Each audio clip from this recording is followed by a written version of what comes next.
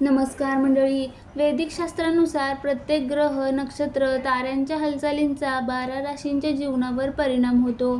पुढच्या मे महिन्यात बुध ग्रहाचा प्रभाव अनेक राशींवर दिसून येईल. या महिन्यात बुध सूर्याच्या जवळ असेल, यामुळे बुध अस्त होईल.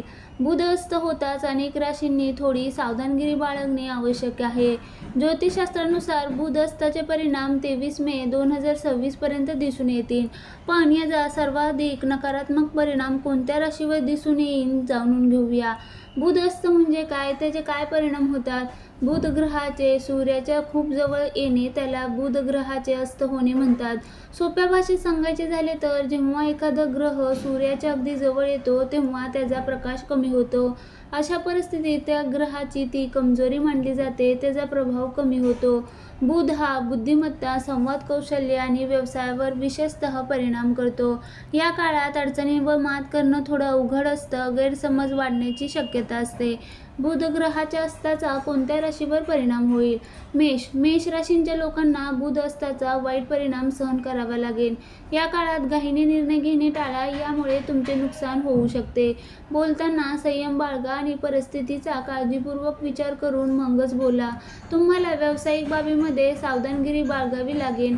अगदी लहानसा निष्काळजीपणाही तुम्हाला संकटात आणू शकतो. इतरांचे सल्ले ऐका, पण अंतिम निर्णय तुमच्या मते आणि काळजीपूर्वकच घ्या.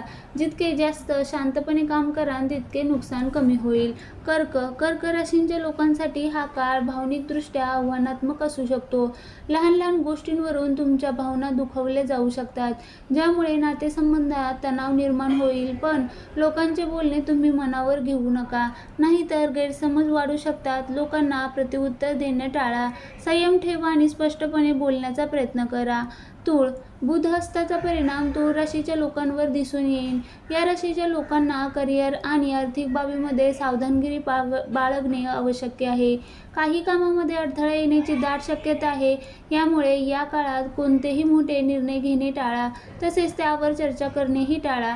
शांत राहून प्रत्येक गोष्ट समजून घेण्याचा प्रयत्न करा. मकर राशींच्या लोकांना मानसिक ताण वाढू शकतो. प्रत्येक कामात त्यांना वारंवार अडचणी येऊ शकतात. कधी ठरवल्यानुसार गोष्टी घडत नाही, त्यामुळे चिडचिड आणि गोंधळ वाढू शकतो. घाईने निर्णय घेणे टाळा आणि प्रत्येक काम करण्यापूर्वी थोडा विचार करा. या काळात संयम खूप महत्त्वाचा आहे. जर तुम्ही शांत मनाने आणि परिस्थितीचे काळजीपूर्वक नियोजन करत काम केल्यास अडचणी कमी होतील. तुमचा दृष्टिकोन स्पष्टपणे मांडा आणि इतरांचा दृष्टिकोनही समजून घ्या. यामुळे समस्या आपोआपच कमी होतील.